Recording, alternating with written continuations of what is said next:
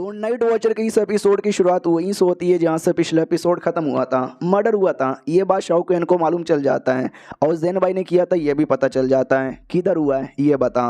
वो आत्मा कहता नहीं आई डोंट नो, ये मुझे नहीं मालूम। तो शाओकेन समझ जाता है यार ये मर्डर करना कोई छोटी बात नहीं है। तो ये बात तो लीक हो गई कि उसने किया है, लेकिन एग्जैक्टली किधर किया है वो अभी तक लीक नहीं हुआ है। लेकिन मुझे बता यार किसको मालूम हो सकता है।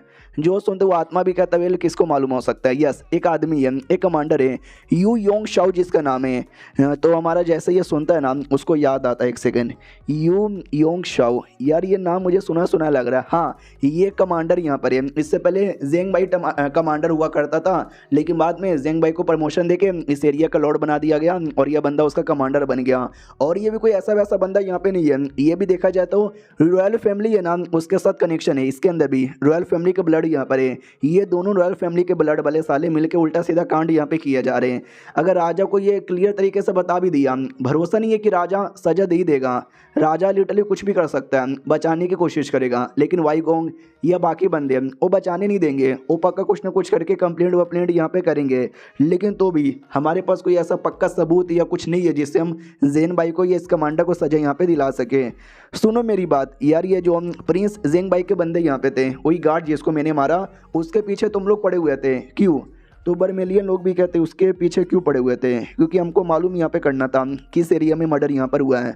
हाँ, तो जितने भी बर्मेलियन लोग हैं ना सेम रिप्लाई देते हैं। तो ये भी कहता मगर क्यों यार, तुम लोग उस एरिया को क्यों ढूंढना चाहते हो?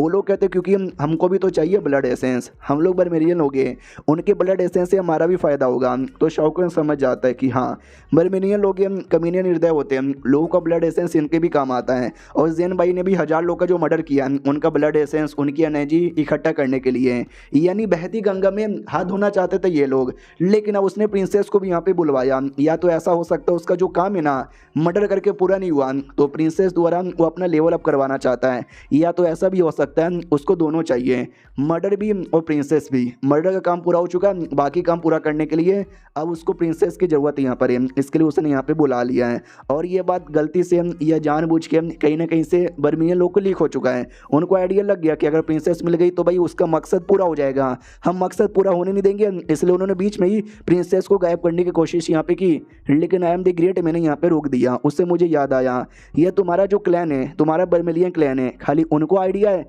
और किसी को आइडिया नहीं है? वो भी कहता है यस, हमारे अलावा किसी और को आइडिया नहीं है। शाओकेन ये भी पूछता है तुम्हारे क्लैन में कोई सॉर्सरर भी था क्या? वो भी कहता है यस, हमारे क्लैन में कोई सॉर्सरर है। तो हमारा मेन कट्टा समझ जाता है भाई पहले एक मिला था जिसको मैंने मारा, उसके अलावा भी एक दो मिस्टीरियस सॉर्सरर यहाँ पर है जिसके बारे में मैं पहले से पता कर रहा हूँ। हो ना वो शायद उन्हीं का क्लैन का है, और हो ना वो बात एक्सपोज करने के पीछे भी उसी का हाथ यहाँ पर होगा। सुन प्रिंसेस तू अपनी आंखें बंद कर ले। वो आंखें बंद कर लेती है तो भाई हमारा शाओकेन उनको अपने मिरर के अंदर स्टोर कर लेता है। कहता चलो आ जाओ पीठ पे बैठो। पहले घबरा रही थी कि मैं पराये मर्द को कैसे छूऊं, लेकिन ये सब जानने के बाद अब वो नहीं घबराती, चुपचाप बैठ के निकल जाती है। तो रास्ते में वो गाली भी देती है, जेंग भाई सालो किंग का टाइटल ही डिजर्व नहीं करता, घंटे का किंग जेंग भाई। तो हमारा मेन कट्टा भी कहता चुपचाप बैठी रहे और टाइट से पकड़ ले। टाइट से पकड़ती है और ये उड़ा के काफ़ी दूर लेके जाता है। रात हो जाती है, आके नीचे बैठे हुए थे। वो भी कहती है बोलो यार तुम्हारा आगे का क्या प्लान है? ये भी कहता है कि वेल आगे का क्या प्लान होगा? ओ मैं तुमको लेके जाऊंगा और ब्लैकमेल यहाँ पे करूँगा। क्यों किंग जेंग भाई तेरी बंदी है ना, तुझे चाहिए ना, ले बेटे मुझे जाने दे वरना मैं इसको छोड़ूंगा नहीं। तो वो भी कहती है कि वेल आई नो, मुझे लगा ही था तुम ऐसा करोगे, तभी तो भाई तुम मेरे पीछे पड़े हो, मुझे बचाना चाहते हो। शाओकेन भी कहता है एक सेकंड तुझे गुस्सा नहीं आ रहा मेरे पे कि मैं तेरे साथ ऐसा करने वाला हूँ? वो भी कहती है कि बेल जब मैं पैदा हुई थी ना मैं तब से सुंदर हूँ, और जब मैं 9 साल की थी भाई माँ कसम मैं घर से पहली बार बाहर यहाँ पे निकली थी क्या बोलते भी एक टेम्पल के लिए, जहाँ पे एक मॉन्क आया, उसने मुझे देखा और मेरी सुंदरता पे उसने पोयम लिखा, जो पोयम देखते ही देखते बहुत ही ज़्यादा फेमस हो गया। और तुमने उसके बारे में सुना ही होगा, वो पोयम लिटरली बहुत ही ज़्यादा फेमस यहाँ पर है। और तब से लेकर बड़ी होने तक है ना भाई, जब मैं 13 साल की हो गई भाई, जैसे बाकी लोगों ने मेरी सुंदरता देखी भाई एकदम मेरे पीछे ही पड़ गए थे कि शादी करना है शादी करना है शादी करना है। मेरे घर परिवार वाले एकदम पागल ही हो गए, मेरे को बचाने की पूरी कोशिश करने लगे। और एक दिन जब मैं 1-2 साल और बड़ी हो गई, यानी 14 या 15 साल की हो गई, तो जाकर है ना भाई खबर आया कि जो राजा है ना, राजा भाई मुझे महल में बुला रहा है अपनी बीबी बनाने के लिए। और राजा की बीबी बनाने के लिए कोई भी चाहेगा, इसके लिए मेरे परिवार वाले तो खुश हो गए कि भाई हमारी बेटी रानी बन के रहेगी, मज़ा आ जाएगा ये वो। और मेरे को नहीं जाना था भाई, मुझे किसी की ऐसा बीवी बनने का शौक नहीं था। और जब मैं गई मुझे मालूम चला कि राजा तो भाई अब सेक्स करता ही नहीं, वो तो भाई कल्टीवेशन पे ध्यान देता है। मैं खुश हो गई, माँ कसम मैं खुश हो गई। राजा ने मेरे से शादी नहीं की, मेरे को ना भाई उसके भाई को दे दिया, जेंग भाई को उसकी बीवी बनाकर। और तब से जेंग भाई तो बैटल में लगा पड़ा है और मैं घर पे ही रहती हूँ और मैं अपनी प्रिंसेस की ज़िंदगी जी रही हूँ। भाई मुझे कहीं ना कहीं घुटन होती है, मुझे नहीं रहना, लेकिन मैं कमज़ोर अबला नारी, भाई क्या ही करूँ। तो जैसा जैसा मुझे ट्रीटमेंट मिलता है मैं वैसा वैसा ट्रीटमेंट यहाँ पर लेती हूँ। लगी पड़ी हूँ लगी पड़ी हूँ लगी पड़ी हूँ। लेकिन वो दोनों भाई दोनों कमीने, जेंग भाई और राजा, मुझे नहीं पसंद। और तू भी बड़ा कमीना नीच गिरा हुआ है, लेकिन उनके मुकाबले तू लाख गुना ज़्यादा सही है, इसलिए तेरे पे मुझे कोई गुस्सा नहीं है। तो जैसे शौकन सुनता है वो भी कहता माँ कसम मेरे से बिल्कुल भी गुस्सा यहाँ पे नहीं है। ये भी कहती भाई ज़्यादा बोल मत वरना गुस्से में आ जाऊँगी। तो शौकन भी लाइक नाना तो गुस्से में ना, वही ज़्यादा सही है।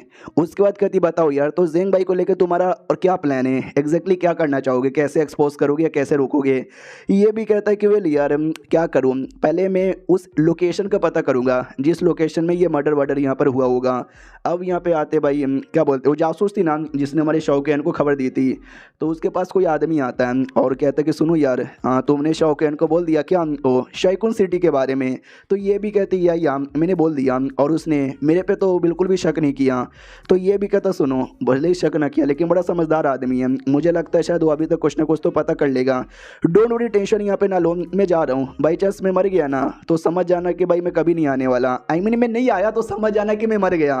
वो भी कहती ओके ठीक है मैं इंतज़ार यहाँ पे करूँगी। अब आते भाई कुछ समय बाद प्रिंसेस सुबह हो चुकी थी, पानी में अपना शक्ल यहाँ पे देख रही थी, शौकीन की ओर यहाँ पे देखती है और कहती है ना जाने क्यों यार, पहले मुझे इस आदमी से एक घिन आती थी कि भाई छी यार क्या आदमी यहाँ पर है। हालांकि घिन अभी भी आती है, अभी भी आदमी ये सुधरा नहीं है, नीच गिरा हुआ कमीना ठरकी आदमी है, लेकिन अब मुझे घिन नहीं आती है, मुझे अब अपना सा यहाँ पे महसूस होता है। क्या करूँ यार, मैं इतनी सुंदर जो ठहरी, यानी इसका क्रेडिट भी अपनी सुंदरता को ही देती है।